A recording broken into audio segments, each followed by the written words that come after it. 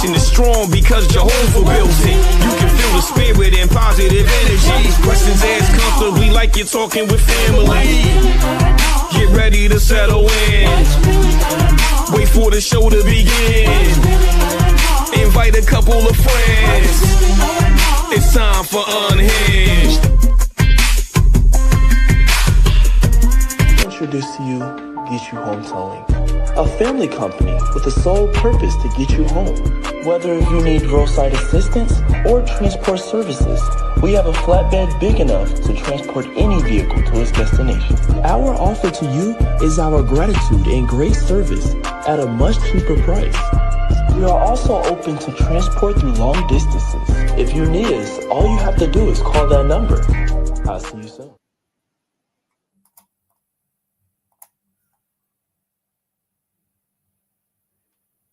Hello, hello, hello. Good evening. What is really going on? Listen, we are excited to have you. Thank you so much for joining us this evening for another episode of our Unhinged Live. And we've got a special guest that is joining us today. We're super excited about all that has happened. We have been outside. We've been doing all of the things. What do we call the most? You know, we outside. So super excited that we get to connect again and you all are joining us. Thank you so much for our replay viewers that maybe couldn't get us live and direct, but I promise you this Joy Tsunami is going to be something else on the docket. And so we're super excited. I see Tilted has entered the building. Super excited. And I said it tonight. I'm going to say it often. That's why it's two of us, because, you know, we'll be outside and we're doing so many different things, but excited about the opportunity to come again. We've had a couple of things. So we're going to get into the show rundown. I'm going to, but before we get into that, you know, we just do our check-in. And so I got to check in with my sister because we done had a weekend. We had a weekend, over weekend. So, Tilted, how are you doing? I'm doing well. You know, I'm trying to adjust to this sudden cold snap here in the northeastern region of this good here, US of A. It's a little chilly, and I know you notice I got a little Christmas on my chest. Please don't judge me, but these are my Unhinged pajamas, and they are warm like that. And the goal as an empress at this point in my life is to stay warm. I'm not trying to catch no cold in my bones because that hurts. I'm sure you don't disagree with that, Karen. But other than that, as you said, I'm actually recovering from our whirlwind weekend. You know, it was great to see you and be able to put my arms around your neck, Karen, as you were able to drive on up. And you arrived safely to walk the runway with us at Napa. That's right, y'all. Let me tell you the scoop. You know how I have a natural tendency of making sure all of the people around me feel that like their most beautiful selves, right? Well, see what happened was I've been telling Karen she belongs everywhere she stands. And, you know, she's a leader in her industry, her profession, and she's known globally for the work she's done in education and in finance and resource development, all of the things. But she's beautiful, y'all. Karen is bad. And this weekend, we got to witness Karen Sims Harrell make her runway debut, rocking Lawson's accessories at Northeast Pennsylvania Fashion Week. I gotta brag on you, girl. I gotta brag on you. Look good. You looked good, sister. And I just want to say thank you for always holding it down when I cannot clone myself. Listen, everybody needs a Karen. I have a Karen who I can toss the mic to and walk away and trust that the vision will continue to move forward with excellence.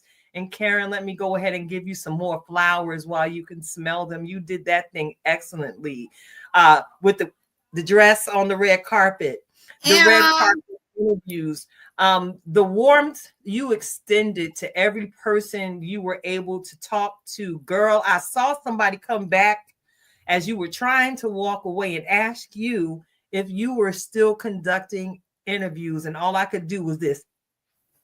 That's my boyfriend. Karen, just thank you for the sacrifice of road time. Let's talk about that. I know how long it takes for you to drive.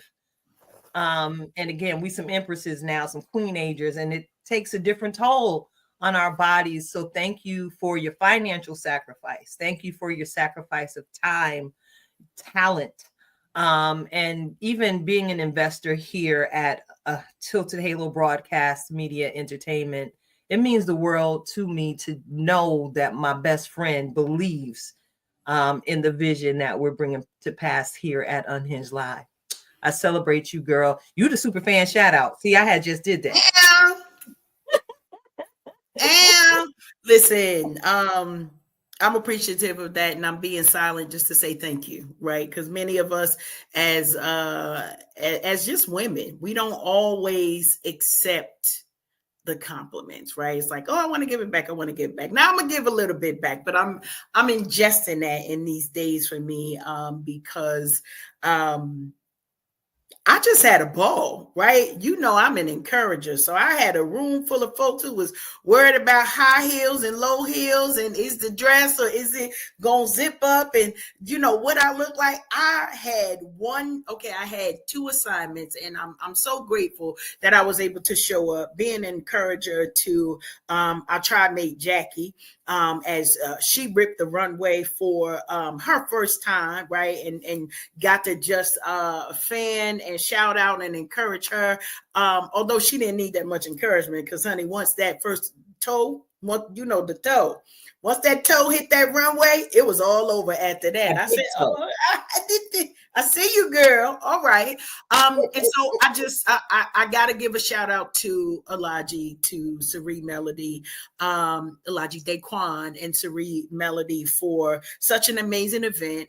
We were at NEPA Fashion Week. That is the Northeastern PA Fashion Week event. And Tilton and I were recipients of awards last year. And I promise you, I had the opportunity just to pour into the founders, right? Because it takes a lot when you're putting on any event. I don't care if you got 5 people knocking on your door for whatever it is, but they had a sold out event where they were honoring people for what it is that they do, right? So wasn't it just a different type of setup where they got to select who they were going to honor. They got to give the folks their flowers, right? And also kind of there's something that changes. And I said that to Sari as being a recipient that I didn't even know I was going to be a recipient.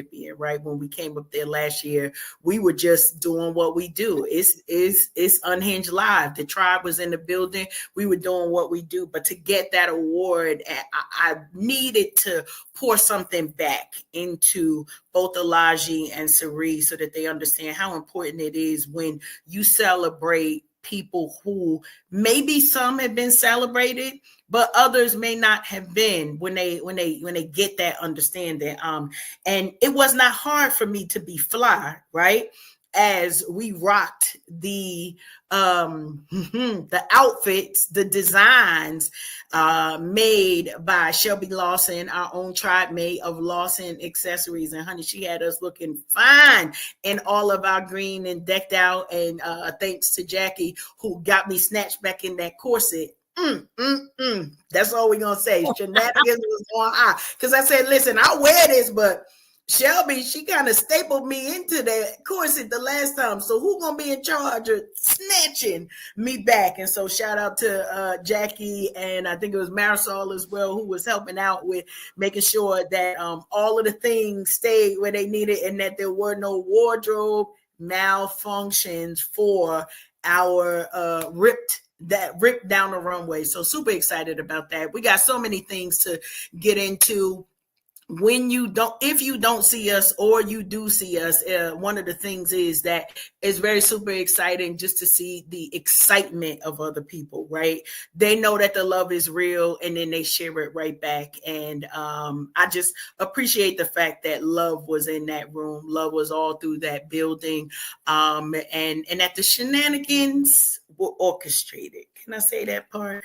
Like it wasn't a whole bunch of extra drama. We got to come in, do what we needed to do, and share space. So love that. Thank you so much for always sharing opportunities for us to just do what we do so well. Like, yeah, that part. All right. That part. Yeah. So now I'm gonna get in a little bit of I'm driving a little bit. We might have some co-piloting going on here, but we already did the super fan shout out, right? The show rundown. You know, we've got a special guest, and then we're gonna get into some what's really going on and kind of continue some of the conversations that we've been having. But we're not gonna get ahead of ourselves. You know, you're gonna get reflections of purpose, and then we're gonna end out with our just be. So now that you know, right? Buckle up, Buttercup. Here we go. Super excited, Tilted, that we get the opportunity to welcome my guest tonight, right? Because y'all know I've been gallivanting literally worldwide. And so I got the opportunity to meet our guest at a trip that I just took supporting Mr. Harold. Y'all know him as my husband. That's his entire name, my husband. That is his entire name. And so he was one of the feature authors at the National Black Book Festival that was held earlier a couple of weeks ago in Houston, Texas. And so I got the opportunity to meet our guest. And Tilted, if you are okay, because you mentioned that it is kind of cold outside, I'd love to just bring her in. So go ahead and let her in. We're going to let that for you. It's cold outside. I appreciate that. Appreciate it. Oh, no Welcome, Megan. Hi. So excited to see you again. And so as I was mentioning, Megan, we had the opportunity to meet each other in Houston, you know, amongst so much excitement with authors and just so many industry folks that really got into it. And I didn't get a chance to talk to everybody. Now, that was a playground for my husband. Those who know him know he yapped more than me. I promise. It's like, save yourself. Keep going. Save yourself. But I got the chance to make an introduction with you, Megan. And, you know, we started talking just a little bit about your authorship, your book. And so I'd like, if you wouldn't mind, Megan, as we welcome you, hopefully you do feel welcome. Just share a little bit with our audience about who you are, a little bit about your background. And we're going to get into the book and all of the work and things that you did, but sort of a origin story. Who is Meghan? Okay. All right, so I am Meghan Ashley. Ashley is my last name. People always get hung up on that, but Ashley is my last name. I'm a licensed professional counselor supervisor in Texas, and my specialty is working with Black women and autistic adults, and then the intersection of Black women and autistic adults, which were often left out of the conversation. And so I really put a spotlight there for us to be recognized and for us to get exactly what it is that we need. And I say us as a Black woman and as an autistic adult. And I'm a mother of 2 autistic children as well. I'm an advocate. I wrote the book Blueprint to Behavior because I was looking for a book on how to parent my autistic children specifically, and I looked and I looked and I looked, and none of them were giving me the practical advice that I needed. I needed step 1 through 6. I needed this, and this. Do this, then that. And if they do this, then do that. I needed some practical stuff because as an autistic person, we need practical things. The vague doesn't work for us. And I found a lot of the books were very cerebral and they were very vague, and it just wasn't giving what it needed to give. So in my mind, if I'm looking for something and I can't find it, that means it's mine to write, and that I need to be one that brings it forth. And so that's exactly how this book came about. Love that. Love that. Well, thank you so much for, you know, sharing your personal testimony, you know, and how this came, because, you know, one of the things that I think is happens very often is there is frustration that comes, right? Not everybody will say, well, then I'm gonna write it if it's not there. And so I imagine that your writing this has also been giving a lot of families a sigh of relief to be like, yes, finally, right? Yeah. Some writing that is not only practical and to the point, but that it's something that can help families in the right now, you know? So Yes, I know a lot of the studies might be different, but can you talk to a little bit about the reaction that you've had with your book as you're sharing it with families? Yeah, the reactions have been amazing and heartwarming, and makes me feel like I'm right on track for what it is I'm supposed to be doing.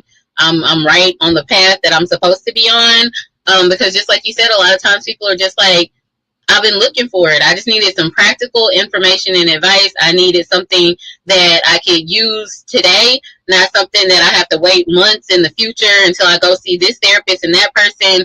And a lot of times with autism especially, the waiting lists are years long, and that's years with an S at the end, like 2 to 3 years on a waiting list for a professional for you to be seen for a lot of different things, and we can't wait.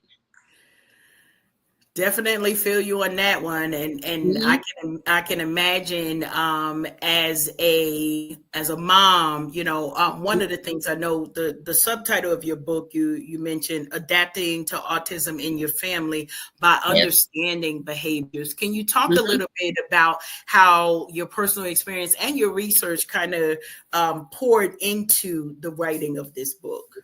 Yeah, absolutely. So I always tell people that a meltdown is communication lost in frustration. A lot of times when our kids are talking to us, it's not going to be verbal, not just because they're autistic, but any child, especially when they're younger, if they don't have the vocabulary to tell you what it is they need, they're going to cry, they're going to scream, they're going to throw stuff, they're going to cut up, they're going to run around. It's all communication. And so I tell people, especially in this book, you need to learn to listen to them in the way that they're talking to you. I know you want it to be English. I know you want them to tell you, Mommy, I'm so tired. I'm exhausted and I need to sleep. I know you want that. But what they're going to do instead is they're going to kick their brother and they're going to lay on the floor and cry. And you need to be able to interpret that, because as the parent, it is your job to give them language. It's your job to give them a way to communicate. We can't always expect them to learn our language if we're not willing to learn theirs. And so that comes into play really with autistic children too, because autism as a neurotype, it comes with communication differences. It means that the way that we take in the information from the world, the way we synthesize it is different. I have an autistic brain and an autistic body, and therefore things are going to be different. If you don't learn how to listen to me, you can't know me. And if you can't know me, then you can't help me. And that's a lot of times we see with autistic kids is they don't trust their parents to know what to do, so they're just going to do it on their own. Because if you're not going to listen to me, I'm still going to get my needs met, period, in the sentence. And so a lot of people see that with autistic children as resistance. They're being resistant or they're being defiant. And it's like, no, they're just saying you're not good enough at what you're doing to help me, so I'm just going to go do it myself.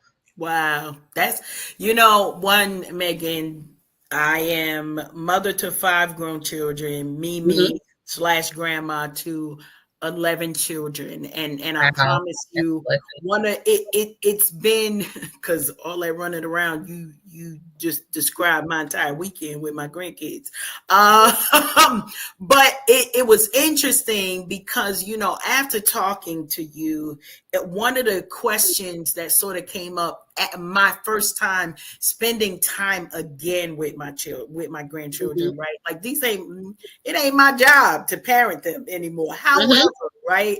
One of the things that came to my mind was, I want to say, the lack of tools that I had with my children that might also affect them parenting their own children, and I know the evaluations for children and whether autism is actually diagnosed comes at different times, right? But as you mentioned, communication style, right? I'm from the era, sit down somewhere, right? I'm not about what in a child's place. You need to be seen and not heard. Yeah, all of that goes into play when it comes to diagnosing too. Yeah. And so I wonder, what are your thoughts on helping? Because I'm smarter now, right? Like my kids, like, who is this woman? Like, she didn't care nothing about our feelings. Now she care about the grandkids' feelings. But I just know more about parenting now, right? From being able to meet folks like you, being able to have resources like your book provides to make us just more informed on how should we be talking to our kids. So my kids are just like, I don't know who this alien woman is. What are you feeling? Let's talk about your feelings. So I'm curious, as kind of the next, I don't know, generation out. What have you found as far as sharing of resources with, whether it's grandparents? Because I know some folks my age, they still, God bless y'all still out here birthing babies. That is not my testimony. Not at all. But wondering, how you bridge that informational gap for that next generation that might still be parents, but some of us are often in sort of like that grandparent role as well. Yeah. And I think the grandparent role is so vitally important in our community because we're still villagers, right? Like, it takes a village to raise a child.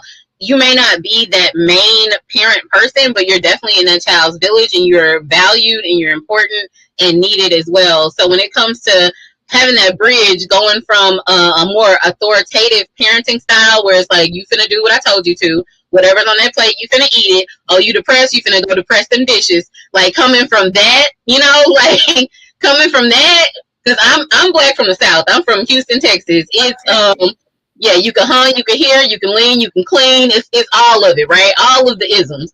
And so with that, having to now shift to a more gentler parenting style because our kids know. Like my children at their school, they had this song that they learned last year that had me crying laughing. It's a boundary.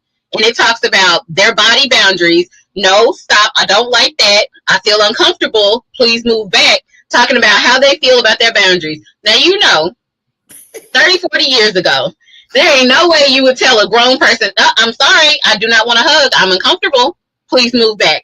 And I love that they're learning this because it is something that we should have had access to this whole time. So a lot of times when I'm talking to parents and grandparents, it's like, you don't have to give them the hard time that you had just because you had it.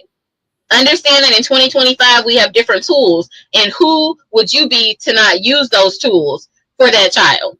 We need to be their first safe space. The world is hard enough. The world is going to kick their butt anyway. Why would you help it? Why would you help it? So come here and get some of these tools, learn some of these things, and understand how to listen to your child's feelings and not take it personally. Because a lot of parents do that too. They'll be like, we're running late. We had to get to school and they want to put their shoes on slow. Ma'am, they're not trying to inconvenience you. They don't care if you're going to get a demerit at work. That is not their business. They're just trying to get their shoes on. And you trying to rush them. And then you get upset with the child like they're trying to sabotage your day. That child can give 2 entire flips about your day. They do not care. They just want their Mickey Mouse shoes on so they can go walk into kindergarten. That's all they want to do. And a lot of times parents respond to what they think the child is doing versus responding to what the child is actually doing. So while little Boo Boo is trying to get her shoes on, her little Mickey Mouse shoes on so that she could go, you could have stopped for a second and paid attention to the fact that her sock is twisted and it's bothering her, and you could have fixed her socks, fixed her shoe, and went out the door in that same time period where you yelling at her about her making you late. So if you pause for just a second, take care of her needs, listen to what her behavior is telling you, everybody gets helped. So parents, it is their responsibility, grandparents, community members, it is their responsibility to make an environment for the child in which they can thrive. That's not the child's responsibility to thrive in an environment that wasn't built for them in the first place. And we talk about that a lot with autistic kids because the world that we live in was not built with my neurotype in mind. It was not built for autistic people. It was built for allistic or neurotypical people. That's what we call people who are without autism. It was built with other people in mind. And so in order for me to thrive, I have to have my accommodations around me. And my support people need to understand that. It needs to not be an issue. I love it. I love it. I love it. Tilted, I'm gonna pass the mic, see if there's any questions or comments, because I saw a little movement in there, and while Megan was talking, as if you had an amen moment there. I did.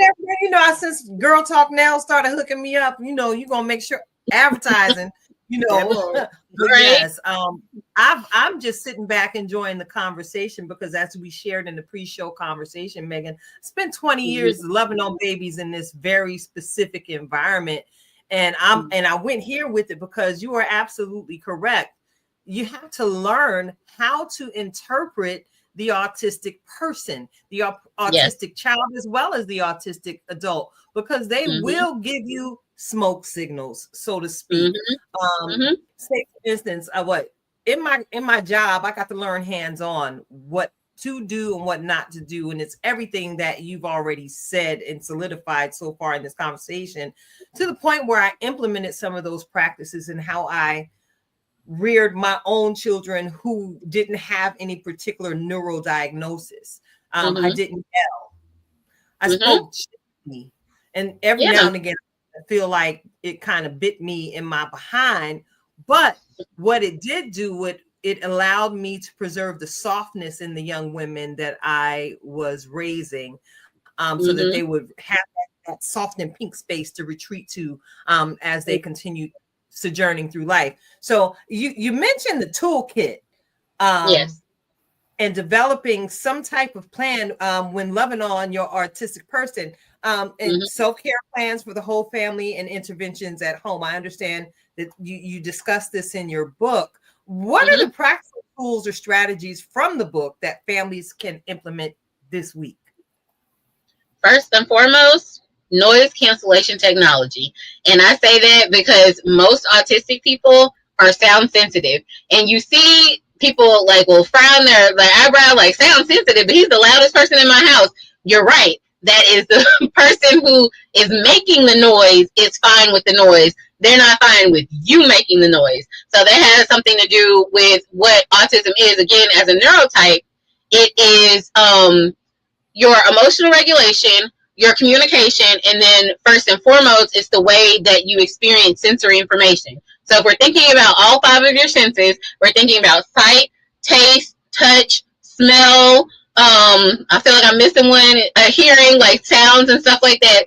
We're talking about all 5 of your senses. If you can help somebody feel comfortable within all 5 of their senses, then you can already kind of reduce some of that extrasensory environment that's causing them to feel uncomfortable. So noise cancellation tech is usually number 1 with a bullet that I tell families to do. And whether that's over the ear headphones, if your kid is okay with that, cool. If not, then they have what's called loops or vibes, and those are earplugs. And so they're not electronic. You're not hooking them up to a phone or anything, but they have this noise cancellation technology to where they can hear people who are talking to them, but all the background noise is dampened. And the background noise is the thing that usually bothers us the most, because the way our autistic bodies are set up is that I hear foreground noise and background noise at the same intensity. So if I'm in the middle of a mall, imagine being in the middle of a mall, right? Back in the 90s when the malls were popping. It was people everywhere. It's music coming in and out. Let's say it's the mall during Christmas time. It's December 24th. The night of December 24th in the mall, y'all remember that it would just be chaotic. And so we've got these bright lights going, right? Because it's all fluorescent lights. It's all brightness. We got these bright lights going. We've got people talking to each other. We've got the music going. We've got people yelling, hey, come get a Cinnabon, and hey, come do this. We have all of this stuff. And it's all coming into my body at the same intensity. All of it. So then you see an autistic person melt down. Then by meltdown, it means I can't handle this. It's entirely too much. And so that's what it feels like sometimes. And I'll use the holidays as an example. When you walk into auntie, grandma, uncle's house and everybody's like, hey, and the kid backs away. Because it's whoa, it's a little bit too much all at once. You heard all the things come at once. All the hugs come at once, especially if you're touch sensitive too. So what I tell parents, especially when it comes to the holidays, is take the toolkits with you that you're going to need for your child. You know your baby, and if you don't, read the book. Okay, because then you got to get to know your baby, right? Because that's your responsibility as a parent. They didn't ask to be here. So learn your baby, have their toolkit ready. If we're going, let's say, to Thanksgiving at my aunt's house, and I have my 2 autistic kids, my kids are 9 and 11 now, so they have their own toolkits that they can carry themselves. But as a parent, I'm still going to make sure that they're refilled and they have what they need. They're not going to eat turkey and dressing and cranberry sauce and yams. That's not going to happen. I'm also not going to sit up there and make them eat that when I know that that's not what they would want. So they're either going to have their pizza before we leave, and then they'll be able to take snacks with them so that they'll be satiated and they'll be fine while we're there. That is not a battle I want to pick on Thanksgiving of what you finna eat. Because no, there are more important things to deal with. So then they get to be full and happy and go play with their cousins without it having to be a push-pull battle over what it is you're going to eat. So in their toolkit will be some non-perishable snacks that I know that they like, certain chips and certain, they like dry cereal and things like that. It would be noise cancellation tape because it's going to be, the game is going to be on, and it's going to be uncles, yelling domino. It's going to be like all of that happening. And so if they have on their noise cancellation tape, then they can hear their cousin talking to them about Pokemon and not everything else being too much, right? And so then also we'll have a hat probably in the bag because the lights will be bright. And if the lights are too bright and it's bothering you, then a hat with a brim can help kind of block that out. I choose shades. So whenever I'm like not at work, I have shades on. Even if I'm in the living room with my family and somebody decides to turn on what we call the big light, in most autistic houses, you don't use the big light. The big light is the devil, where you flip the switch and it's just bright everywhere. You have lamps because we need lower lighting. So if somebody mess around and turn on the big light, I already have my shades on because otherwise it's going to cause me dysregulation. So if I'm at Thanksgiving, I'll probably have my shades on, but my oldest will probably have a hat. My family understands that my kids are autistic, and you're not going to tell them, take your hat off at the dinner table, because if you want him to be here, he is doing his best.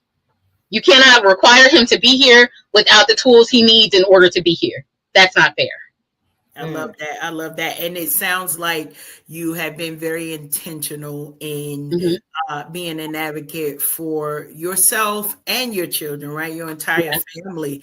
Because, I'm thinking about all of the things. I just love talking to us. That's all I'm going to say. Real people, right? Because we know somebody going to say, take that hat off and do. So, of course. How do you encourage folks who are at the beginning journey of these conversations with their families, right? And not to say that it's going to be difficult for everybody, because if they come into Mimi house, Mimi already know what the deal is. So say something to my babies if you never mind.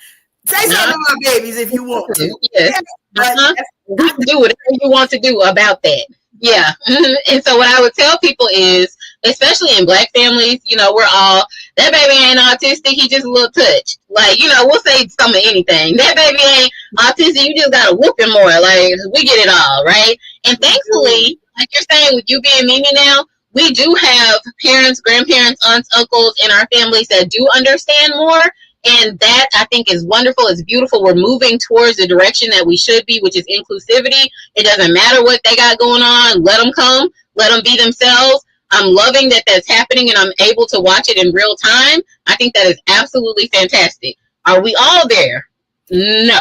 And so for the people who aren't, in my family and in other families that I've coached, what I say is you're going to have to do some pruning. At the beginning, when you get the diagnosis, everybody can't go with you. It can't be a situation where you're trying so hard to change somebody's mind who is committed to misunderstanding you, who is committed to their own thought process about your child and does not want to hear what you have to say, or especially what your child has to say. They can't go with you. So if that means that you go to the family function, and as soon as Aunt Francine starts to go in about your baby wearing a hat at the table, Aunt Francine, what we're not going to do is that. Okay? All right? So we're going to be here and we're going to be just fine. But what we're not going to do is that. Thank you. And that's it. And if you don't want to be there, you can go. It's fine. I love that. And Tilted, I knew that you would love this conversation, but it also put me in mind of how many conversations that now Meghan Tilted is my best friend, right? And so we're seeing each other raise kids through good, bad, and ugly. That's what we're going to see. But I know, Tilted, that you've always been intentional about kind of, and not just on the behavioral side, but making spaces for your family to know that, like, we don't have to always follow the status quo. And that's something that always just kind of stuck with me. I don't know why I'm like really laser focused on this. So Tilted, can you talk a little bit about why it was important for you to set those boundaries and standards? Because I feel like it would be an encouragement to folks trying to figure out how to navigate families during this time of year. Woo, child. Oh, for me, and why it was important to do those things, establish boundaries and make sure that my children knew that wherever they were with me, they were absolutely protected and in a safe space, that mommy had no problem being the voice for them when they didn't have their own words. Yes. It was always been very important to me because I never wanted to raise my children to be carbon copies of myself. I wanted Kim to be Kim. And I wanted LJ to be LJ and thrive in their own uniqueness, in their own gifts. And again, you know, my years working in special education helped me understand the behavior modification module, and understanding that everybody in every single walk of life has their own individual needs, and what they required to be watered with to be successful in life. So my children, and I'll use LJ as the example. I noticed that she was your typical kid who liked to write on the walls. And, you know, we always hear stories, and, you know, even Clorox and Magic Eraser, Mr. Clean Them, they have the commercials promoting their products using the examples of children writing on the walls and how you can magic clean it off. Well, I decided not to clean my daughter's art off the wall because I recognized in the middle of what some might call chicken scratches, I could see images of things from her lens, and I could see people, and I saw how she was able to express herself through her optical lens and just put it on the wall. So instead of making my child feel, you know, terrible for expressing her creativity, I let her draw and write whatever she wanted on that large wall in the back of her closet. That was her safe space, because observing her growing up, I noticed that she's an introvert, very introverted child. A lot of people would be like, oh my goodness, there's something wrong with her. There ain't nothing wrong with her. She's smarter than you, 54-year-old person minding business that ain't your own. But allow me to digress. This little girl would go into that closet and spend hours creating such detail, to the point where now in her adult life and in my mommy life, the only art hanging in my parlor area is something that she painted and created. And throughout her educational process, I was able to foster that particular gift of creativity in her. I made sure she was in that art class when she wanted to be in there. And then I made sure she was supported when she decided to sing and understand her voice creatively. I just made space for LJ to be LJ. In the same way with Kim. Kim had a musical gift and still has a musical gift that blows my mind. So from the time she was young, I fought tooth and nail. I was the parent dragging my baby back and forth to auditions with different choirs. And I made sure her educational process included the creative arts. She learned to play the cello, string instrument, which allowed her to be able to teach herself 3 more instruments. Also a great vocalist, very talented writer. Check out Mizzy, M-I-Z-Z-I. On SoundCloud, y'all. She got some music out there. Both of my babies are gifted because I recognized that they were individual people. Again, like I said before, not carbon copies of me. Pieces of my heart on the outside of my body, yes. But I decided to cultivate in them what nobody really particularly cultivated in me, so to speak, from the beginning of their lives, from the moment they took a breath and their first step, so that they would know that it was okay for them to blaze their own trail, much like their mother. Beautiful, beautiful. Yeah. You saw them. Yeah. Yeah, and Megan, that puts the question to me because you shared your own lived experience as well, and I know this book has been one way for you to hopefully also be seen. But what advice or direction might you give to other, whether adults or preteen, teen children, those folks might be experiencing some of the things that you have had to experience in your personal history?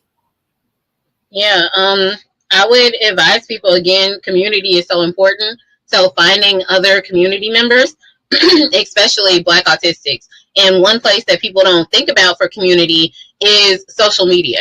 And so I know TikTok can be the devil sometimes. I get it. But one thing I like about TikTok is that it's lived experiences.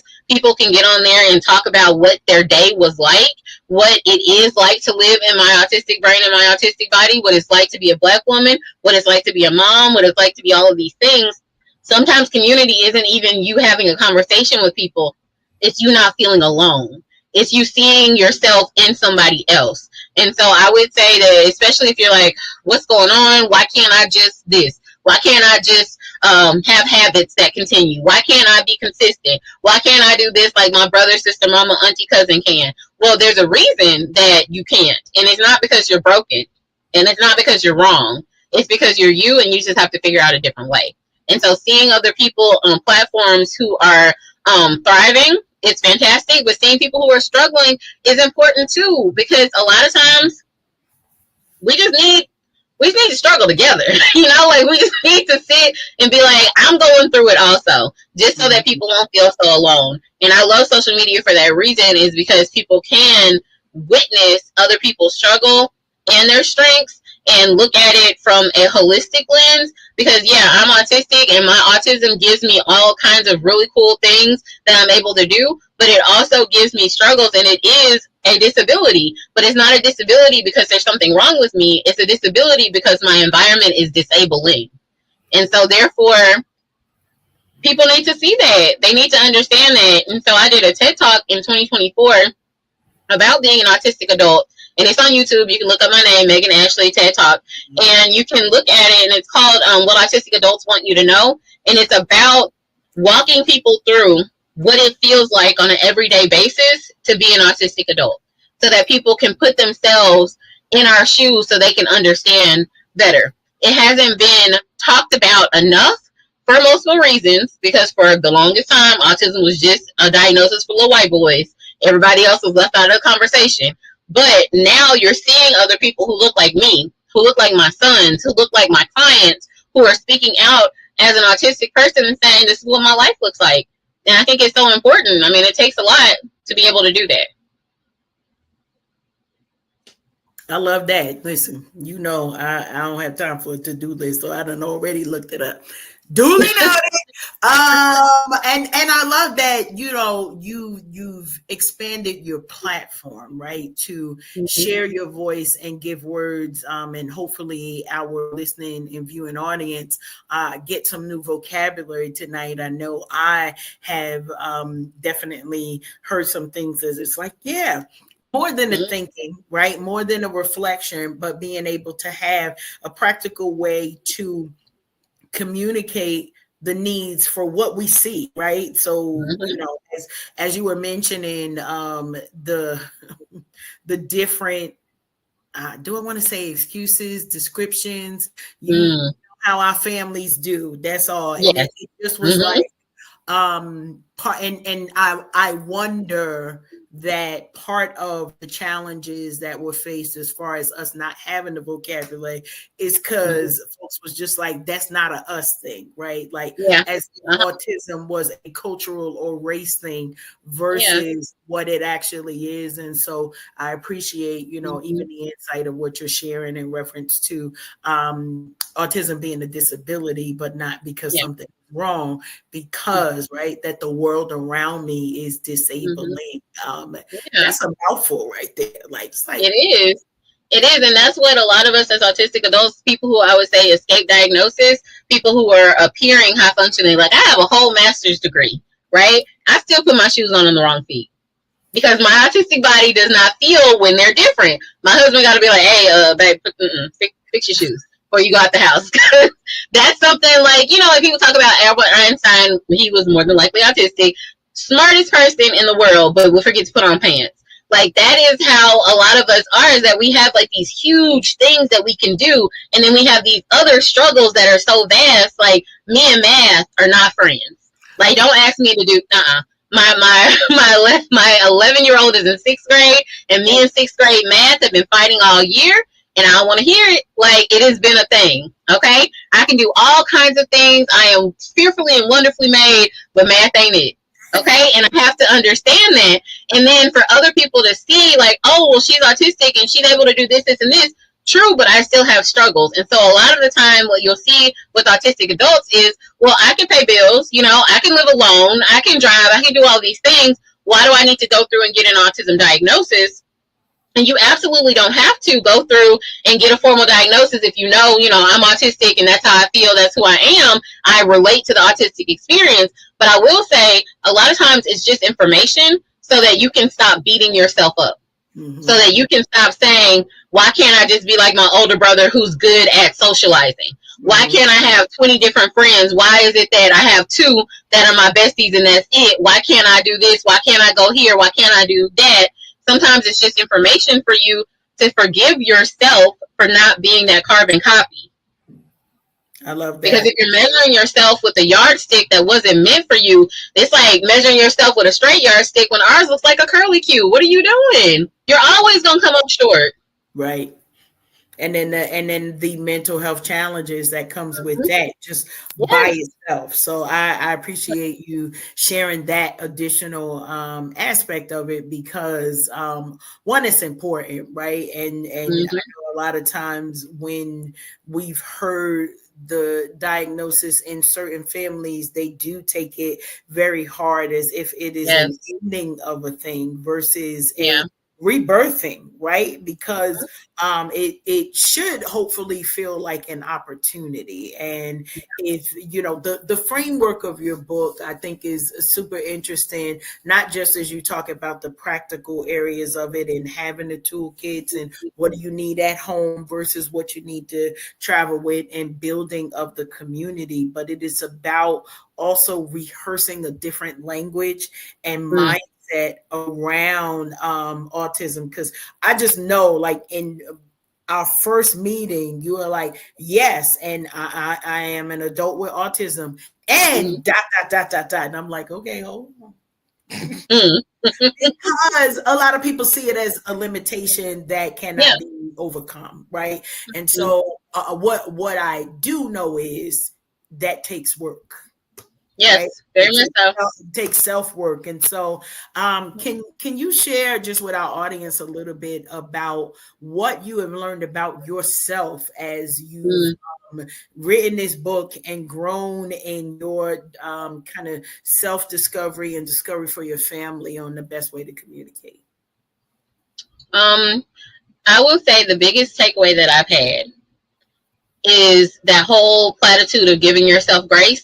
Learning how to actually put that into practice, learning what that actually means. And I use an example about disability. So all 3 of us on this call today have one disability in common: glasses. We need our glasses to be able to see. And so if I want, I can't tell you, look, take your glasses off, just look harder, and you'll be able to see it. Take your glasses off and just squint a little bit. You'll be able to figure it out.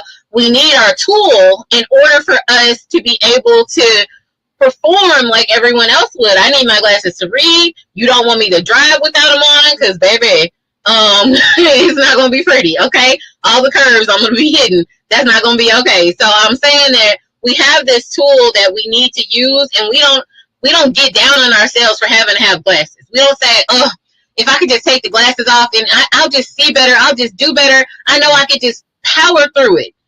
Learning about myself and my autism meant that I understood in the same way I understand that I need my glasses. I need my tools. I'm never going to be like a neurotypical person, and that is not my goal anymore. That's not my goal, is to blend in and to go along to get along. My goal is to be the most authentic version of myself that I can be, And that means that I need my tools in order to do that. My goal is not to appear less autistic. My goal is to live autistically, which is living in my truth, understanding who I am, and embracing my strengths and working through my struggles without being mad that the struggles exist. And I think that that's so important in figuring out who you are, no matter if you're autistic, allistic, whoever, if you got depression, bipolar, anxiety, whatever, you don't have to be upset with yourself once you start accepting who you are. And that's the most important part. Understand that this is part of who you are. Okay, this is me. How am I going to move next? What are we going to do? What are we going to do about it? It's not so much overcoming autism. I wouldn't ever say that. I would say that autism is part of my identity. It's part of who I am. And that's fine. That is absolutely okay. I love that. I love that. We'll definitely appreciate that. Listen, for our listening audience, we thank you for those who have been in the comment areas. We thank you for those who will watch the replay, and definitely go and check it out. She know how to find herself. I'm gonna tell you that. Meghan Ashley TED Talk. She's gonna be number one on top of the list. You'll see it there. So I'm excited about hearing more about the TED Talk and how it's almost a year. Like, yes, that is almost a year ago. How was that experience for you? And can you talk a bit about what were the steps that kind of made that opportunity open up for you? One of the things that my autism provides for me is the ability to not have no shame, but not really care if somebody's gonna give me a yes or a no, because that's all you're gonna say is yes or no. And so people are like, oh my God, how did you land the TED Talk? Well, I went on the website and put in the application. Like, that was it. Like, you either do it or you don't, right? And so all the opportunities, you know, people get afraid sometimes of like, they get afraid of success as much as they're afraid of failure. They're like, oh no, if I do this, then I have to keep doing that. And I'm just like, all they're going to say is yes or no. So I put in the application. They called and they were like, hey, this is when we're going to be filming. This is the TED process. And you have to go through a whole thing. You have to go to TED school, right? You have to learn how to craft your speech. You have to do all of these things. And then you show up day of and you get to record. And it is one of the coolest experiences I have ever had in my life. I tell people I felt like Oprah. You got your studio audience and stuff, right? And you got all the cameras and the little bitty microphone you got to put on with the pack on the back. It just felt so official. It was so cool. One of the coolest things I've ever done. One of the scariest things I've ever done too, because what people don't tell you about TED is there's no teleprompter. You have to memorize your entire speech word for word because it's already been approved word for word. Ain't no riffing. Ain't no deciding you want to add a new line here or there. You have to memorize your 10-minute speech, which doesn't sound like a lot, but it is word for word. And so that was like a lot of pressure to have to do that and have to perform. I did use my accommodations that I needed to in order to get my autistic self through this entire experience. And I was fine. I did it. It's amazing. I love it. It is definitely my love letter to the autism community and to the Black community as well, for people to see someone like me doing what I'm doing on that type of stage. Amazing. I love the opportunity that we get to celebrate you, that you have joined us this evening to have such a candid conversation. And I know that we have had a ball just getting to know more about you, getting to know more about your book.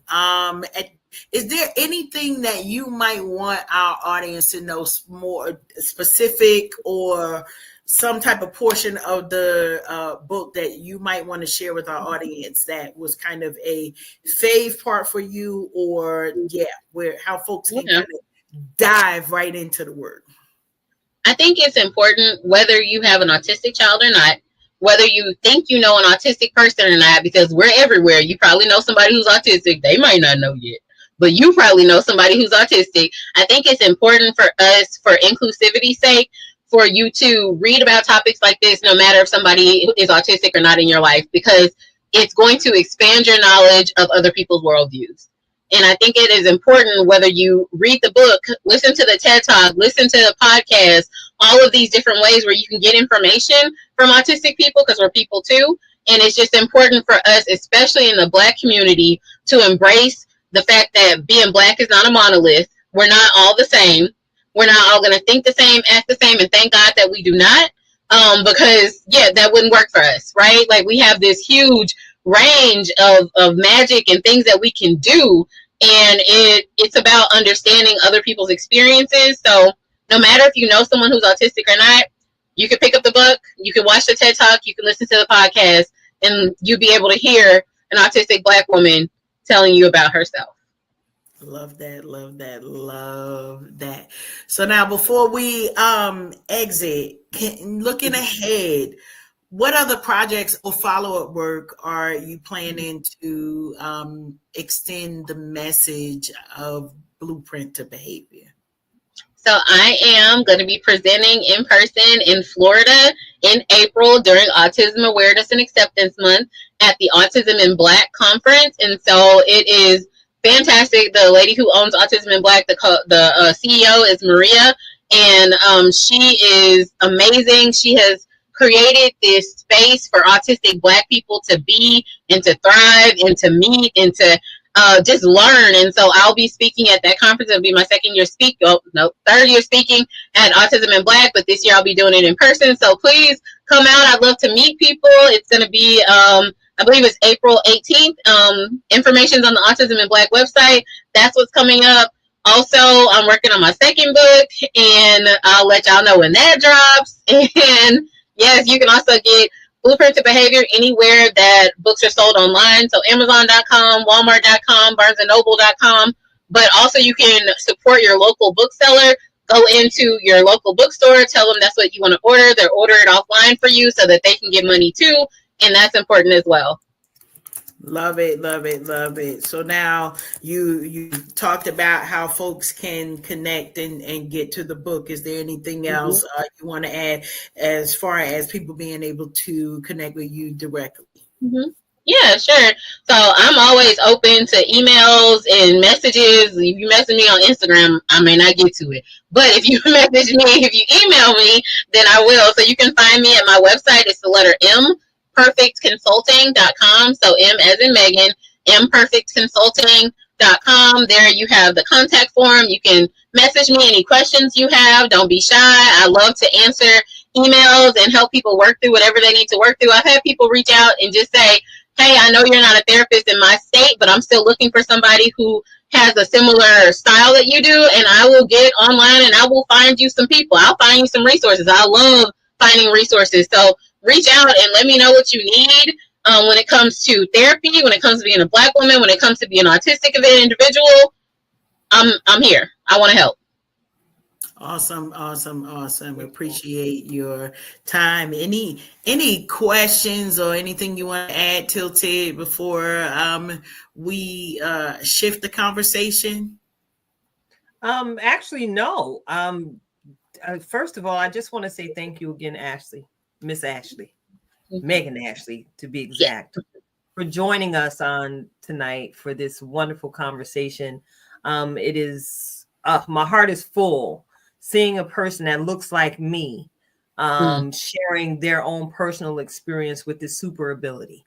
I don't call it a disability. I call it a super ability because you have the ability to create the world around you, which many people do not have. And I hope that was a major takeaway for our listeners who are going to, who are actually listening tonight and who are going to be listening in the future. Thank you for the awesome sacrifice, because it's not always easy trying to balance work, life, and vision. And thank you for sharing your vision and sharing your voice and being a trailblazer in the industry to make sure that people of color know that, hey, there's not necessarily something wrong.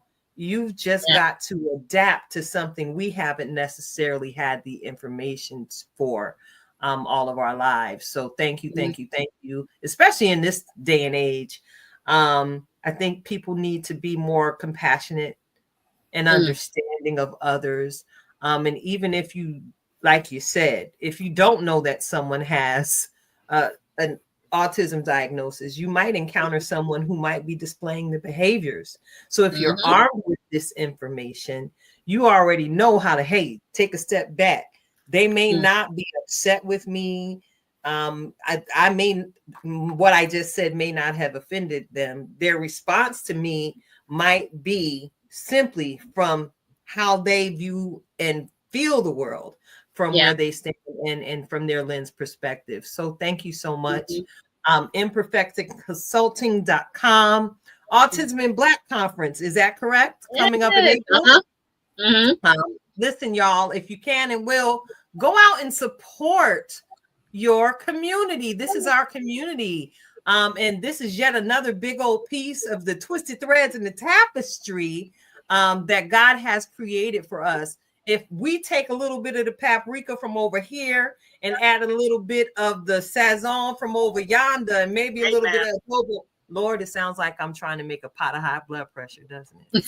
But anyway, we are applying pressure to all of the problems that are arising in our, or not even problems, the difficulties that manifest within our communities. And I'm grateful for you, Meghan, one of the soldiers on the forefront of neurological orders and disorders, so people can know that, yes, you can be successful, and yes, you can thrive, and yes, you can publish and do all of the things, much like Miss Meghan. So you are absolutely necessary.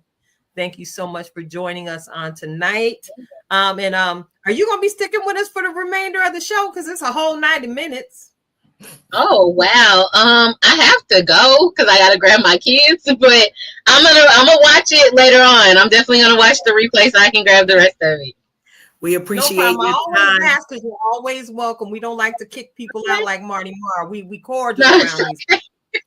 It's okay. I feel super welcome. Thank y'all so much for having me. I'm so excited to be here today. Yeah, thank you. For sure. Well, we thank you so much for joining us.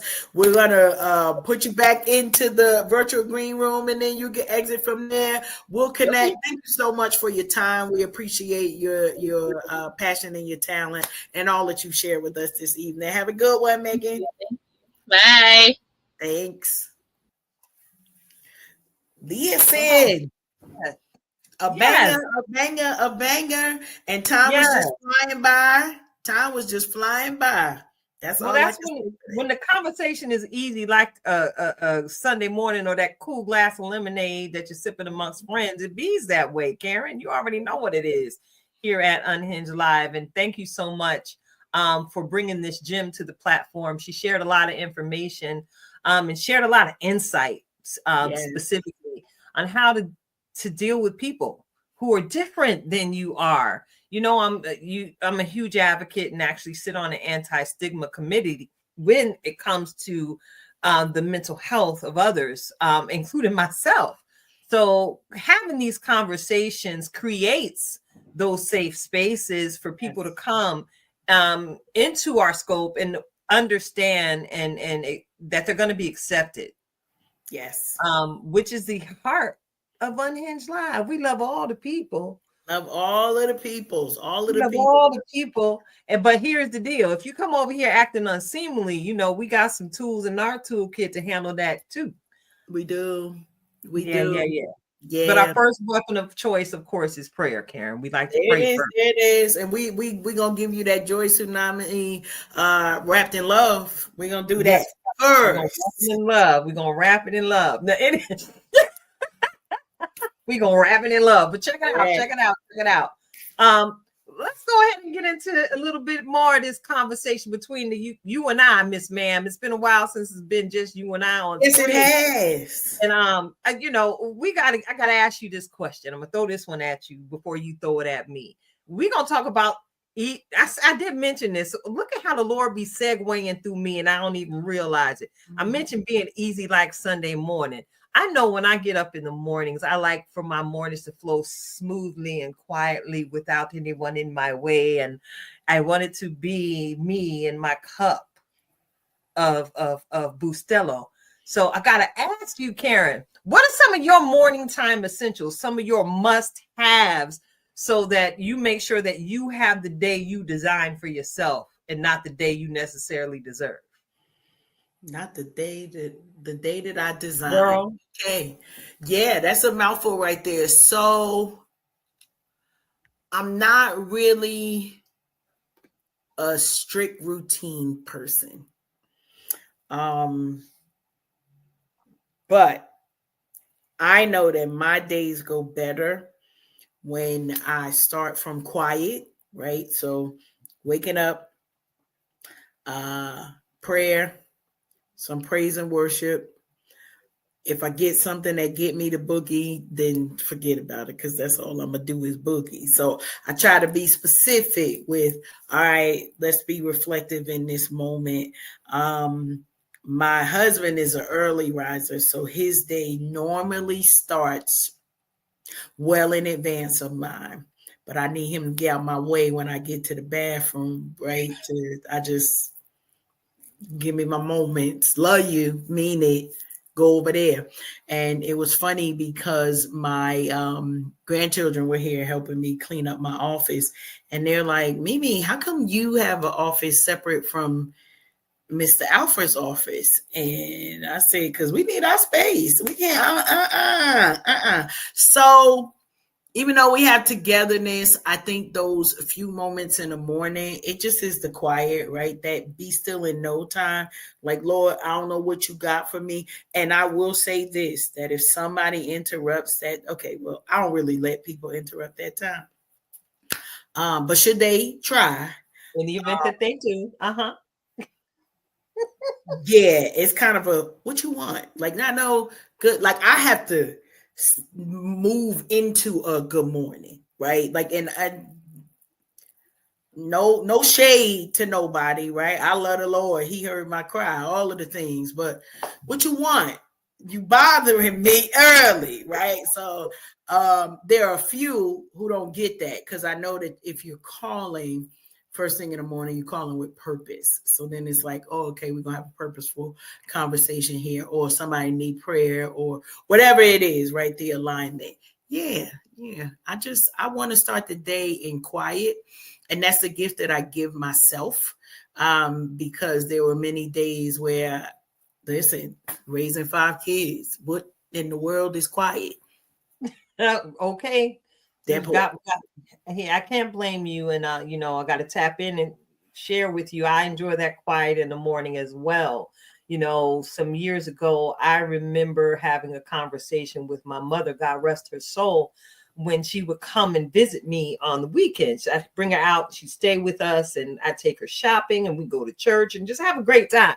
Mm-hmm. But then Monday morning commute had to happen. And the goal was always make sure I get to work on time. But of course, I got to get mommy home and drop her off with these groceries before I even get to the office. And right. Mommy didn't realize that I have a very specific routine when I got in the car. So don't talk to me, because I'm praying while I'm driving. If you know anything about Route 78, traveling 78 eastbound, you know the importance of having prayer in the car. Mm-hmm. So no, please don't talk to me. And I explained it to her in a loving manner. You can hit me with the good morning, and that's about all you're going to get until about after 6:30. Because at 6:30, I'm in a safety zone on the highway where I don't necessarily have to be a road commando. Right. Driving for my life. That's what I felt like I was doing all those years, but I was driving for my life. And just that time in the morning where the innovative thought process happened, the dreams and the opportunities that I didn't have the chance to really focus on. I'm driving, and all this time it's in my head. After the meditation is where it happened. You were a victim of some of my meditations one year that led me to call you and say, hey, you want to go to New Orleans and see Prince with me? Yep. Because I just happened to be listening to the Steve Harvey Morning Show, and he had literally just made the announcement that Prince had agreed to be the headliner at Essence Music Fest. And baby, I had to go to that. And I'm so grateful that you know me well enough to know if I'm calling you that early in the morning, it's purposeful. Hello. It's purposeful. If I'm calling you, and I tell you that was one experience, and I'm grateful. Yes. I stepped out of my silence, because within 2 hours, you have found us a travel company to get us there within a price we were willing to pay. Yeah. That So wasn't even my between intention. I promise you. Like when the Lord moves, right? And this takes us to because this is the thing. A lot of people would think like, well, what the Lord got to do with that? Honey, if I'm in it, the Lord has something to do with it. I He need gonna you. give me the desires of my heart, and he know I had a secret desire to see Prince live. I'm a uber Prince fan, and any of you who follow me in the Facebook and the Instagram world, you may have noticed that I actually posted a photo of my emotional support Prince that sits on my desk at work, and it reminds me, dearly beloved, we are here to get through this thing called life, but it's a little squishy thing. For when the situations get stressful, I have my little Prince motivation to help me get through this thing called life. So in the morning, I like my peaceful time, my Bustelo, and I must have some hazelnut coffee creamer, or it's not going to be a favorable kind of day. Yeah. I'm just gonna put it that way. I'm I'll normally a tea drinker. And fun fact, one of the projects that we had, child, listen, we still was unpacking boxes. So today's boxes were unpacked, and I finally rehung I have a Prince themed piece of artwork that was completed for me by our homie Rashim Kilo Pugh. And I just ain't get back to get it up. Right. So I needed to hang that up. And then shout out to one of our other She Tribe family, but also a Prince lover, Leslie. I have a world map that her family gave me when I first made my trek down here to North Carolina. And so that go wherever I go, wherever I'm spending my time, that's where that map is to remind me my global reach, no matter where I might be sitting, that don't change. So we about Prince over here. So I promise you that was something that you about that Prince life, dearly beloved. It never was on my mind that opportunity would present itself. But when your homie call and say, "What you think about this?" I don't. Let's do. And that's let's go. We ain't got time to think. What is thinking? There's no because whatever happened, these tickets gonna sell out. Like I don't know what's gonna happen, but doggone it, we need a couple of seats. So let's get it. Yeah. But so Karen, I got to double back. Because something amazing happened to us during the Interstar Trailblazer weekend. Something amazing happened to us as we went in looking fly as ever. Shout out to Lawson Accessories. Yes. We managed to shoot a mini documentary. We did. Yes, we managed to shoot a mini documentary, and I actually posted it on the Unhinged Live YouTube channel today. Beautiful. And if you peruse YouTube or the Tilted Halo Unhinged with Tilted Halo group and my personal page, I posted it there. And I wanted to bring that to your attention because I was thinking, should I play it on the show tonight? And I see your face. Is your finger just doing the walking? Not yet, but we're gonna get there because ain't it our show? Yeah, so we can do what we want to do. So yeah, I wanted to share about that because as I was watching the playback of that video, it's just a manifestation of a lot of the vision that you and I have discussed over the years. And this thing literally happened over something I said to you, maybe 2-3 months ago. I want to do a documentary. I don't know. And I didn't realize, as you always tell me, I be speaking stuff into existence, and you just like sitting back and watching when it happened. You just be cheesing and grinning. So yeah, we had the opportunity to work with the masterful Afate Annam of Per Annum Media, a very good friend of mine, and many of you who followed us since day one, you might be familiar with Afate because we interviewed him here on the platform. Such a humble soul. He came through and just tapped into the vibe known as the tribe. And he captured some moments of me. Because I never see me outside of myself. So it was very interesting to see me outside of my own lens and then be able to use his creative gifts to share the story of the tribe and how we all came together. Now, I got to tell you, you know, huge shout out to my boo, Marisol, Girl Talk Nails. See that? That's cute. That's fly. That's real fly. That's my celebrity nail tech. That's the only thing I don't, you know, I kind of miss out in this documentary. You didn't really get to hear her voice because she was off on another floor with G, her loving husband. He's also tribe family. Yes. Wish we could have caught more footage of them speaking and sharing how we connected. But let me tell you something. I managed to connect with Marisol off the grid at least once a month because I got to go get these nails done. And I'm grateful for Marisol. Here's another super fan shout out. I am grateful for Marisol being in my life because Marisol, both her and G, they security for me. They made sure that I got home. They always make sure that I get home. They always make sure that I am fed. Let me tell you something. I got to put it out there. G made some coquito this year. All I'm going to say is, if you can, get you some. Listen, go get you some. Listen, G is nice with it in the kitchen. Let me tell you. G makes some of the best flan I've ever had in my life. Beautiful. So I gotta big them up because, you know, Marisol's got some great things ahead of her, like many of us do.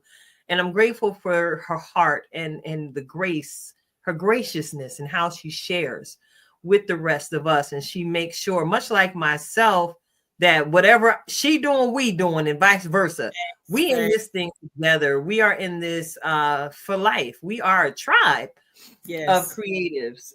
And I'm just so grateful. My heart is full. My heart is full. Just reflecting on the journey to In a Star and how this whole thing was birthed, and really understanding where I stand at this point in the journey, that nothing is wasted. If God allows you to it, he's gonna bring you through it. And you know, y'all, we love the Lord over here. You know, you're gonna hear us say Jesus, you're gonna hear us say God. I call him Abba because, you know, God is my father. When there's no one else I can talk to, I look up and have conversations, and I'm grateful that it's an active dialogue because I'm not always the only one speaking. I can hear and get the messages I need to keep propelling us forward here at the platform. So get ready, y'all, in the listening audience. You ready to push play? You look like you about to. I'm almost ready. I'm almost ready. You know, I got to shout out my brother G because that's my cut-up partner. And, you know, Marisol, she be like, no, not with Coach Cash. You know, she be trying to make sure that we acting right. But I tell her, that's my dude right there. What are we doing? So I'm thankful for his care, you know, and he really, even this weekend at Napa, he was like, okay, Karen, like, but you can stay up here. I was like, no, I got to get down because he's like, I don't know about that. And I literally tell my husband, and my husband is like, well, I agree with him. You need to stay yourself somewhere. And I was like, well, too late. I'm already down the mountain now. So, you know, y'all coordinate between yourselves. But I'm grateful for the opportunity because, as you mentioned, you know the conversations, and you know that I know the side conversations of you not always seeing yourself, but you are always grinding, right? Always pushing forward, strategic and intentional with the relationships that you have.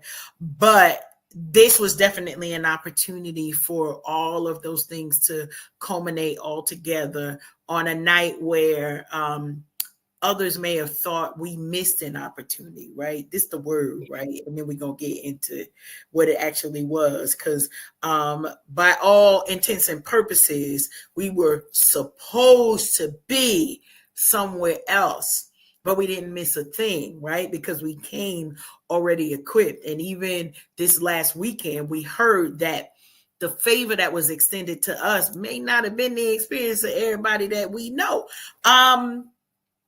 There's something to be said to that, but y'all know how much I love this part. This me DJing in a different way. So, you know, I'm gonna let y'all let this do what it need to do. And this is the Tilted Halo mini documentary. And we say mini because Hunty, there's so much more to come. Here we go. I'm setting it up. Here we go. She came to see me. During the pandemic, when the world was shut down and hugging was illegal, she hugged me to life. She hugged me to life and freed me to grieve. She freed me to grieve. And in that moment, I realized that it was God. It's always God.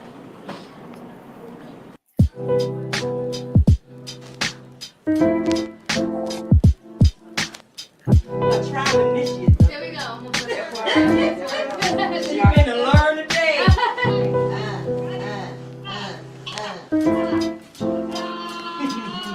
Thank you. Okay, yes, ma'am. I'm with Elijah tonight. I'm mean too. Right. Now, Shelby, I found an iron, but it's You can save the tears for later. Yes. Mom love to hear nominated show. Yes, shoes. Oh, that's your thing. Yes, my kid. As he always is. Now you know what he says. You are amazing. That's God, baby. And God put me in the right circle of women, and it's growth, empowerment, and love, and joy. And you bring all that. And thank you so much. Oh, thank you. Don't make me cry. We ain't I know trying to- I'm not supposed to make you cry because all kind of things was going through my head this morning, and I'm like grateful. That's the one word. That's it. I'm gonna sum it up. That's grateful. Jackie, where are you going? Grateful. Grateful. And I'm so happy. We're gonna do it today. I'm just a conduit. That's all. You say it all the time. You I'm say just it a all the time. conduit. You That's say it all. all the time. You say it all the time. But I'm truly blessed coming from Don't where make me cry. I came from. I told you that. To be here amongst all these people. Do you want to share some of your story, Mom? Yeah, I can share some. Look at the camera and share. I am a survivor. I was addicted to opioids. I can't count how many times in my head I've tried suicide. I have suicidal tendencies, and I'm a mental health coach because of that. I study psychology because of that. And through education and experiences, I'm a better person today. I'm not broken, I'm becoming.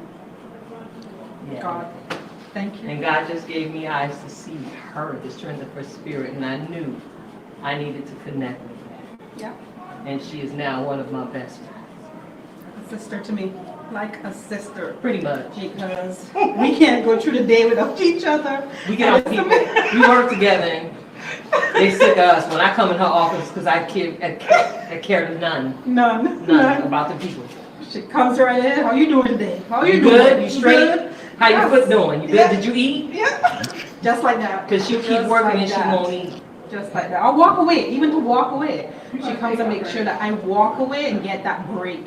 Because I used to do it to her and now she's doing it to me. So part of growing is seeing when other people tell you you need to do what you're supposed to do, because you know what you're supposed to do, but you just don't do it. But for other people to see that and encourage you, that's people that you need to keep around you. I love you too. Mwah. Mwah. Mwah. You already know it's your girl Keita Tilted Halo. This is my sister Jackie. And that's how we just refer to her so lovingly, Jackie. And we too have a story. So Jackie, you want to tell our story? Well, our story is that we actually have the same father. and we did not get a chance to grow up together. And our father unfortunately passed away in 2017, December 2017. Yeah. And you graciously reached out to me. You said she found out that her dad passed away. She said, I gotta find my sister. And she reached out to me, and I was not ready yet. And I pushed you away. And I knew it. I knew she was going to be pissed because my searching for her was part of my own healing. I didn't find out our father passed away until 30 days after he had been buried. And it damn near broke me. But I remembered her because we also lost a sister. And Jackie also lost her mother within the same week. So I could only imagine the terror going on in her mind, and I just needed her to know that she wasn't alone. So I listened to God and went searching for her. And then I had to wait for her when she was ready. So when my mother died, she came to see me. During the pandemic, when the world was shut down and hugging was illegal, she hugged me to life. She hugged me to life and freed me to grieve. She freed me to grieve, and in that moment I realized that it was God. It's always God. Because only she was strong enough to carry me through that season because of her past experience. So that's our story. Yes, it got me messing with my makeup. And I'm so grateful that you came looking for me, sis. I mean, you're the best thing that's happened to me. Amen. It was double for my trouble. I lost my mom and my dad in the span of a week. And to get you in return, Yeah. only God. And all I was trying to do was heal myself. Going after everything I said I wanted and missed. And as my bestie often reminds me, the instruction is pursue. So I had to go after what I said I wanted.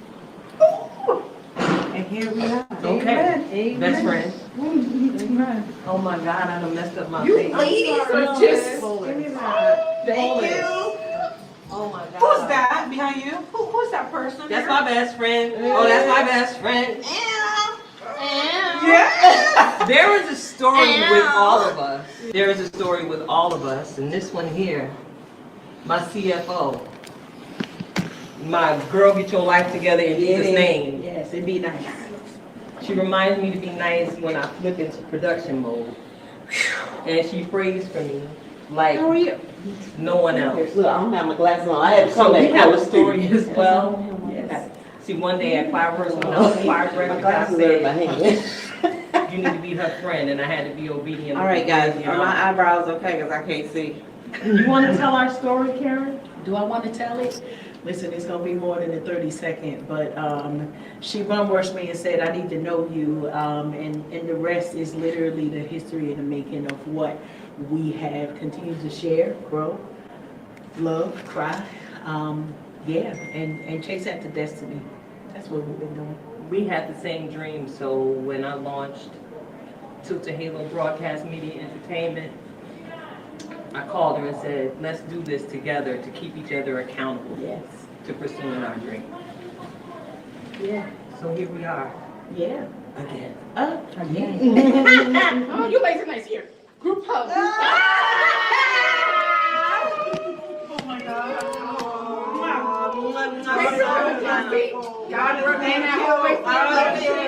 This is my ministry. I love it. Sharing. Designer. You guys. Now wait, we got one more for you. You ready? We got a story too. The incomparable Shelby Lawson of Lawson Accessories. She is multifaceted like Clairol, and we attend, of course, and just like Karen and I, we attend the same faith community. And God had given me a vision because I was going through a broke season of my life, and I had to remember I knew how to crochet. Yeah. So I started to crochet hats and scarves and selling them to make extra money. I've just gone through a divorce. And then I said, when God said, call the church, you need to start a crochet ministry because we had a homeless shelter initiative. So I called the church, And Pastor Jason, he said, y'all can do it. That's what Pastor Phil had put out a call for socks and scarves and hats for the homeless. And I said, there's enough creatives in our church community that we don't have to go out and buy socks and scarves. We could crochet or knit those things. So we had a great season in doing that. It was very fulfilling, and we were very blessed by it. And we love to eat breakfast. So that's how we really met. We red sausage. But we've had a good journey. Yes, we have. So we started together, praying and crocheting, teaching and slaying, all of it. So then all of a sudden she snatched me up to be one of her models. That's right. That is right. we have quite a journey. So we've been doing. I hit it again. We've been doing it. We've been doing it for years now, and it's just a blessing to have a group of sisters who are very supportive and loving and correcting and all of those things. So, yep, we got each other. We got each other. All right now. Oh, this is just so nice.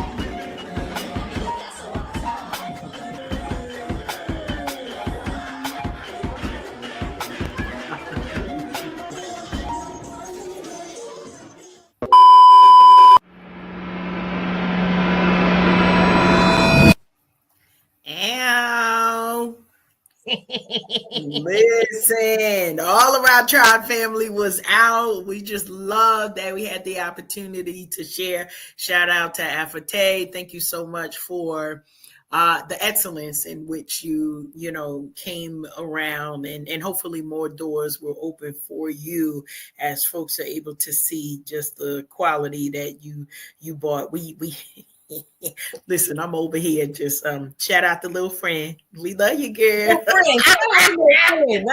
We gotta get her a shirt that say Unhinged Live Little Friend. Little friend. We got a little friend. So shout out to all the videos. All of the things. Big Les, we love you, girl. Felicia, so great to see you in the video. Just so many faces, I promise. You know, when we all get together as creatives, it's always a beautiful time. But to be able to document, right, the stories, the journeys, this is just the beginning, y'all. So we are excited that we get to share this and debut it with you all this evening officially, right? Officially. But so much more to come. So much more to come. Super excited. So because it's our show, right, we got to play the whole thing, not just a snippet. Not just a snippet. None of that. The whole thing. The whole thing. And thank you for enduring that with me, Karen. Because you didn't know I was going to do that tonight. I stayed throwing a monkey wrench in the system. Listen, but it's always good.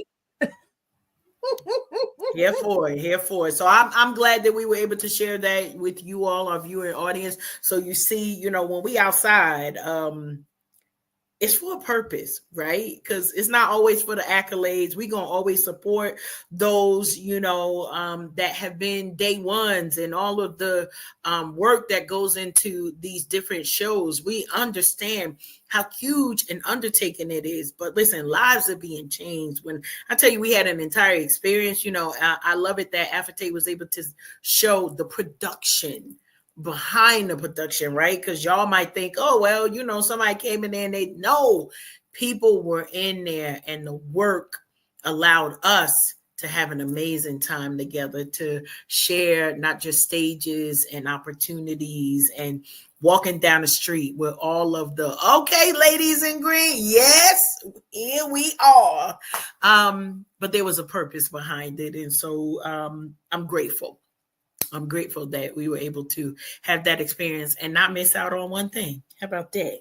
Not one single thing. And yes, like you said, I hope it continues to open doors because it already has, Karen. Not for nothing. You made your NEPA runway debut because of that green outfit you had on. Yes. Trailblazer Award.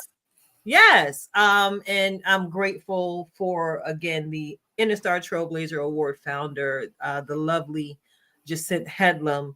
Yes. Our sister, not only in the craft, but first and foremost, our sister in Christ. Yes.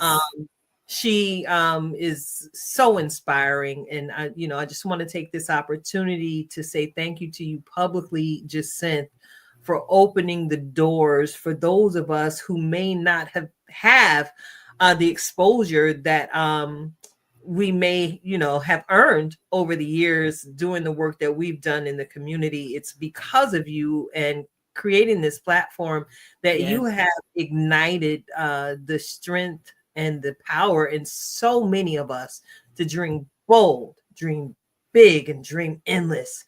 And honey, you sparked the flame over here.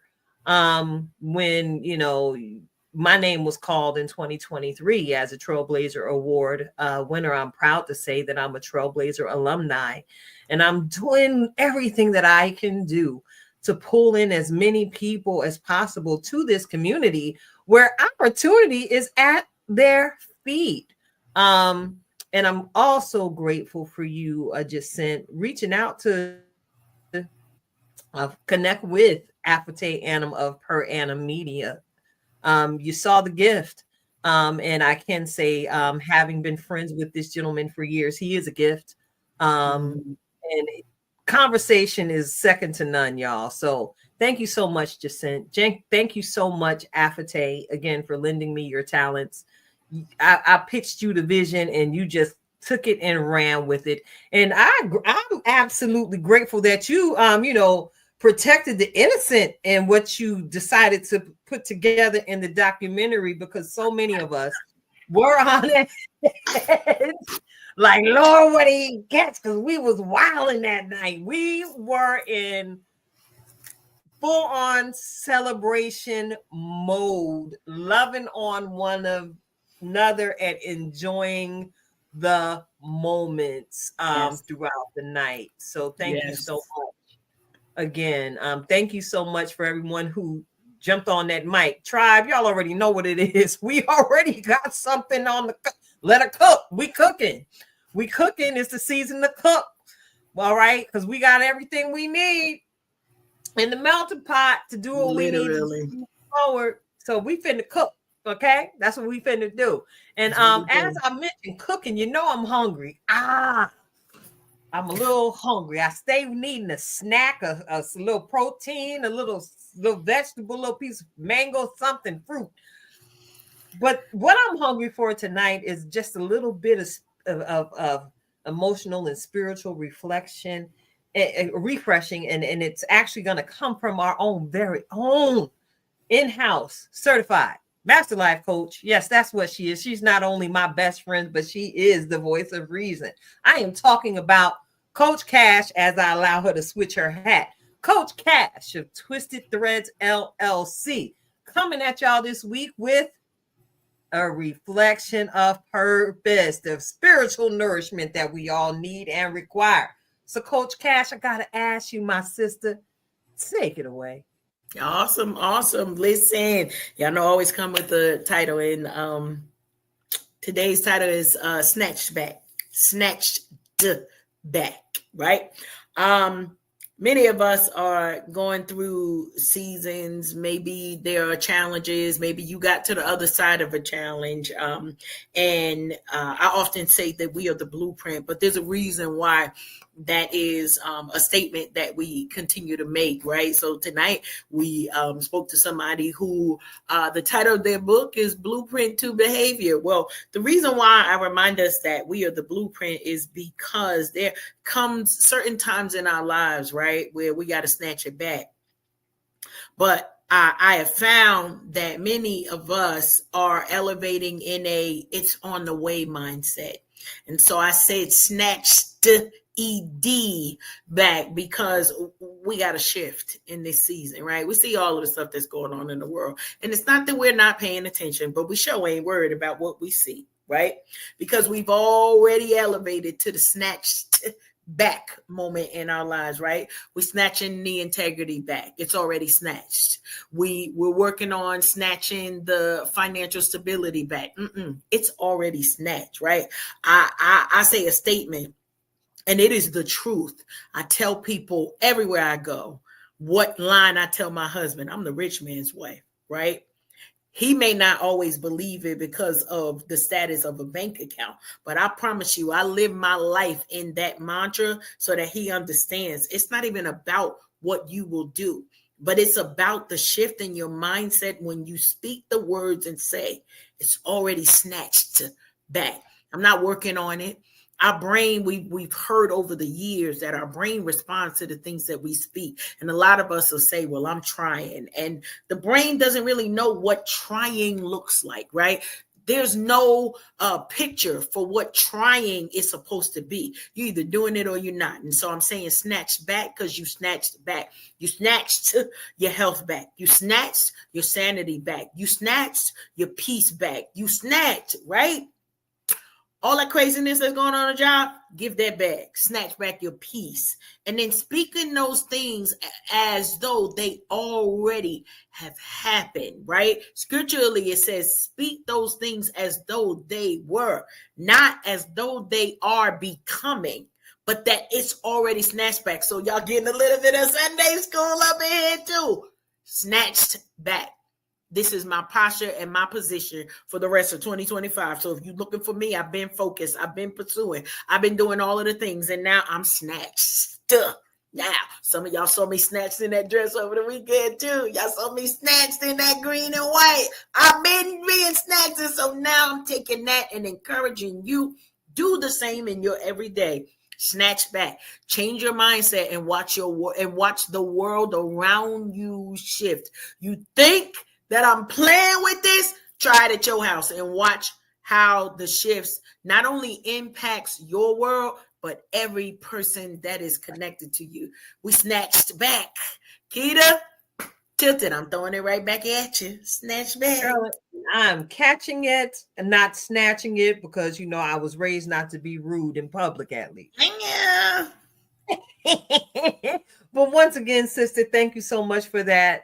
encouragement, and it just again solidifies that we stay on the same vibe, stay on the same frequency. Because if you only knew what I wrote down for tonight's Just Be conversation, this just lets you know that you all are tuned in to Unhinged Live. We are a vibe. We are here with the intention on making sure that you are lifetime fine, giving you information to feed you and help encourage your spirit, mind, body, and soul. So check it out. I got to give you the Just Be moment as we prepare to leave on this evening. And what I wrote down today was just be unrelenting in the pursuit of your dream. Listen, y'all got to see a cutesy little documentary that was shot by a dear friend on tonight. But what you don't know is the story behind some of this glory. Now, the word pursue was something that, of course, my best friend hit me with after a morning meditation and prayer from your girl. She came and the instruction was pursue, which encouraged me through so many seasons of the production and preparing and developing and producing process for Unhinged Live. Because in the middle of all of this, behind the scenes, you don't know the challenges, the financial challenges, the health challenges that arose that would try to stop me from doing. As Karen already iterated in her reflection of purpose, the body and the brain has no definition of try. It is either do or don't do. So no matter what it looks like, no matter what it feels like, and no matter how many no's you receive, be intentional about the unrelenting pursuit of your dreams, because dreams manifest when you cultivate them. Dreams manifest when you go into the rooms where it might be a little bit uncomfortable for you to introduce yourself to a stranger. Try to reach out to the kindest one with the softest face and just say hello and see how that catapults you that much closer to your dream. Be intentional and unrelenting. So unrelenting means we never give up. We may slow down, but we keep dancing. They got the 1-2 step. They got the stanky leg. We got the we got what? If you want to take it back, we can do the cabbage patch. There's a new dance that these young folks is doing that I can't necessarily say would be good on my kneecap. I think it's a dubstep style of dance that comes out of Chi-Town, Chicago. But baby, keep on dancing, keep moving forward, because at the end of the day, dreams do come true. But you've got to be the verb required in the change you want to see. It requires action from you on your part. And here's the deal. Extend yourself grace and as you come out the starting gate, because everybody ain't FloJo.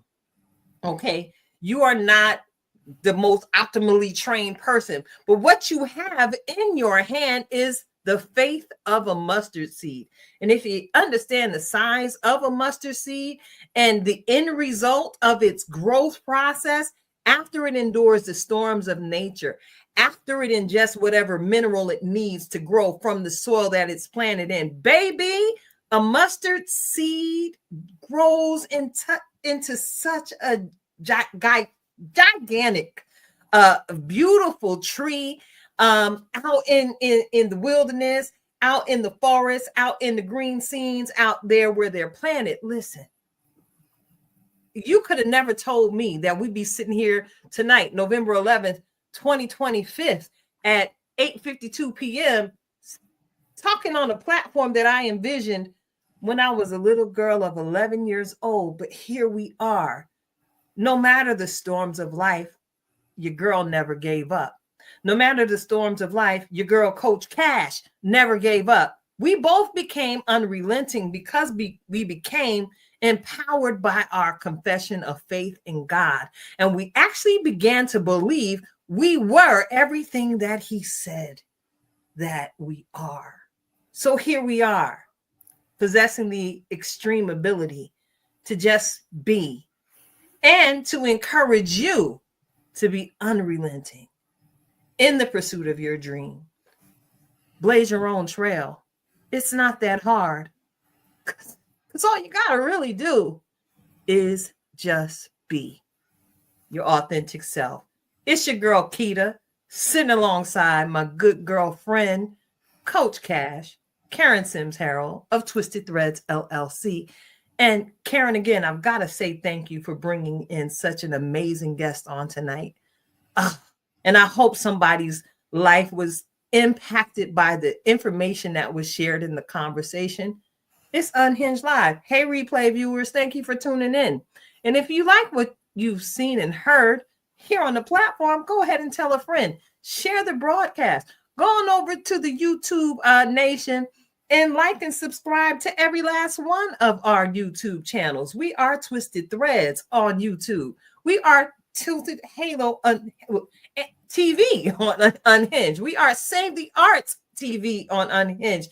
And last but certainly never least, we are Unhinged Live on YouTube. Because I got a feeling, Karen, we may have to vacate these Facebook streets sooner than we think.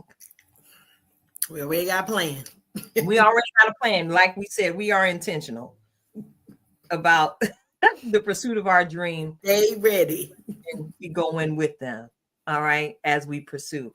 It's Unhinged Live. And look, Milo the cat just came in. You might hear him. He's messing with me. Like, where you at? Why you ain't petting me yet? So I think we got We're Unhinged Live. And until next week, it's a wrap. Until next time. We out. Peace. Oh, y'all can get this outro video.